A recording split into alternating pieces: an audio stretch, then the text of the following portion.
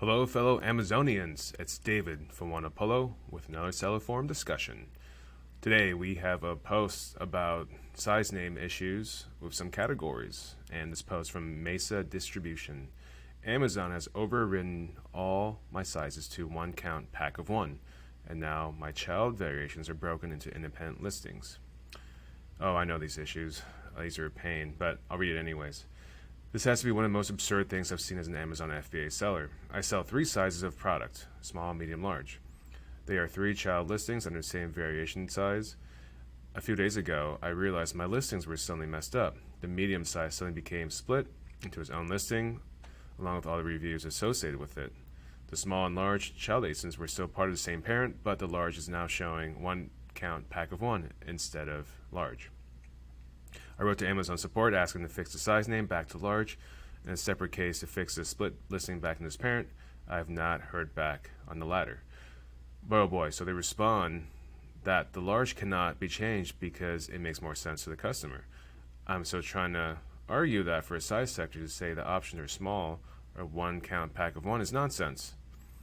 But that is the least of my worries now, so I take matters in my own hands and upload a variation adjustment to update the size and the child-parent relationship back, referencing the existing ASINs. But now all of my variations are forced into the size one count pack of one. But all of them have the same exact size name. They break into the rule. Okay, basically, I'm just going to summarize this. So all the sizes were changed to one count pack of one, and since it was a size name parent variation group, when all size names become the same, it gets broken up because you can't have a size name variation with all the same size name listings. And I've noticed this happens a lot for certain categories like clothing, or not clothing, but like just accessories or just smaller beauty products or things that are not, what do you call it? Just like smaller accessory or beauty products or clothing, or this, like that. I don't know what that genre is for apparel. Yeah, there we go, apparel. And it doesn't make sense because there's like small, medium, large, which you would have in apparel, but a lot of times it gets changed to one count pack of one. And when you open a ticket, the support will say like, well, this is a category that by default has to have this size name, and it makes absolutely no sense. And I know that these seller support is using a cookie cutter template answer to give you to hit their KPIs and not really solve the problem with, but still meeting their objectives of hitting their targets. And so one solution is just to keep opening tickets and escalating until someone capable fixes it for you. And that's very time consuming, especially when you're in apparel. In these accessory categories, you're going to have hundreds and thousands of SKUs. So that's one option, and it's very frustrating, it's very time consuming, but that is an option. And I do suggest going through the process of doing that, because it is really important to have different size, especially if colors, right? So then that way you have a split variation group instead of having one field of variations and having two different options on it. For example, if you have color and size, you should have it split. That way it's much easier to shop. But if your size was default to one count pack of one, that means you have to put everything on color, and that really makes it hard to shop. So because every single thing will be like under color, it will be like red, small, red, medium, red, large, and that would be just a long list of options that not very user friendly. And there are some other workarounds as well if you can't get the size name fixed, and that's what we do and we suggest for our clients as well.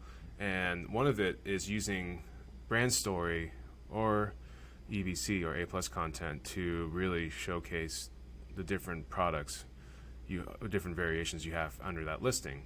And obviously you have the comparison table, so you can have up to 6 products with the hero product, so you can showcase 7 different things, and you can have multiple, just make a bunch of these, and you can showcase a lot of your different variations available. That's one suggestion we we can do or we give to our clients. Another suggestion we really like is using brand story and to just unload all of your variations on the brand story, because these are unlimited. You can just keep scrolling, and this is a great place if you, because a lot of times you want to reserve your A plus or EBC for product details or to help with conversion. But brand story, you can really, it's a great place to put in a lot of your variations or product SKUs, along with you can add some product series information before you unload all your ASINs after it. But because it's unlimited too, you can keep scrolling.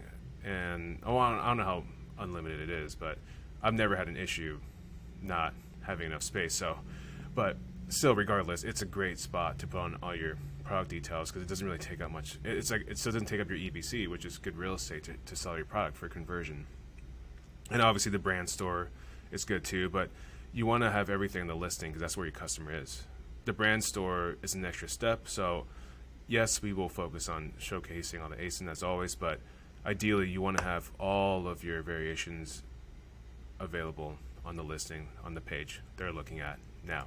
So in summary, try to hammer away at Seller Central until they do fix the problem. A lot of times they're going to keep giving you that this is what the category requires, and it's going in circles, so expect a lot of time and work.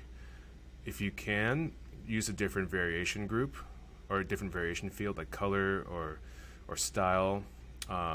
Sometimes you can combine both of them to just work around the size issue.